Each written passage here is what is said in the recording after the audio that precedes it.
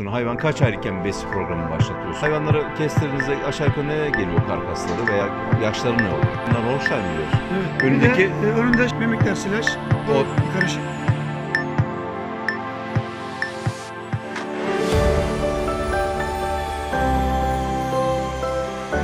Evet. Merhabalar. Yine Ege'de güzel bir köydeyiz. Gereli köyündeyiz. Ödemiş'e bağlı. Ahmet Çetin'le birlikteyiz. İşletmenin adı Çetinoğulları. Çetinoğulları Tarım hayvancılığı. Tarım Hayvancılık işletmesi. Bu işletmede süt sığırcılığı yapılıyor. Ama aynı zamanda erkek hayvanlar. Evet, değil besi mi? de yapıyoruz. Besi de yapılıyor. Fakat burada besi nasıl yaptığını, nasıl baktığını, beslediğini Ahmet Bey'den bir dinleyelim. Şimdi ne yapıyorsun? Hayvan kaç aylıkken besi programı başlatıyorsun? Yöntemlerini bize biraz anlatıver. Valla bizim karşıda da var.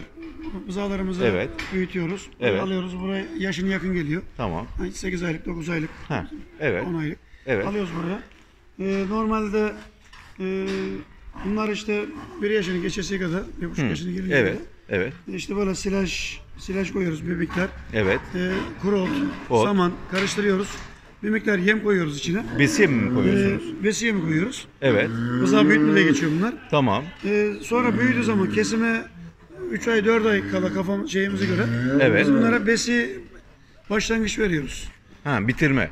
Yok besi Besi başlangıç. Ha, evet. 2 ay 3 ay besi başlangıç ediliyoruz.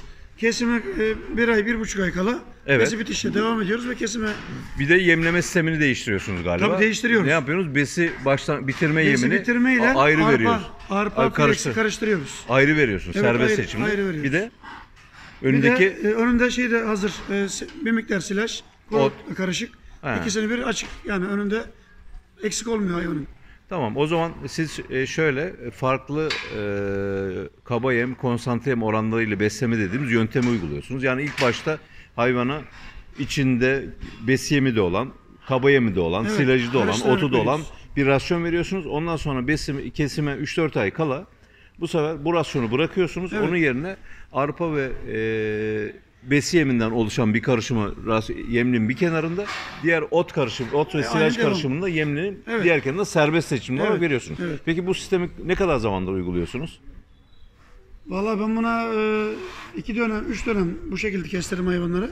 Evet. Ben 2 yıldır falan yapıyorum. Çok memnunum yani. Mesela hayvanları kestirdiğinizde aşağı yukarı ne geliyor karkasları veya yaşları ne oluyor? Vallahi yaşları dedim ya işte bir ay yaşını geçiyor oluyor falan 400 kilo civarında kestirdik geçen gün.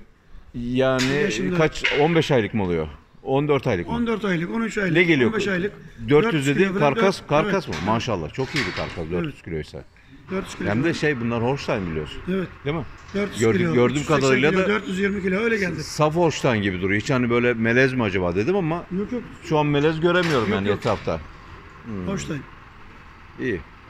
Sistemi beğendim. Böyle bir sistemleri var Ahmet Beylerin. Bu sistem iki türlü beside sistem vardır.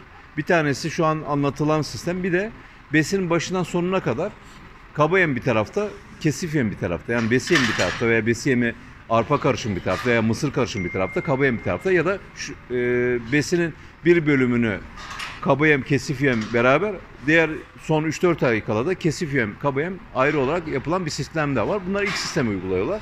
Benim de beğendiğim bir sistemdir bu. O şekilde.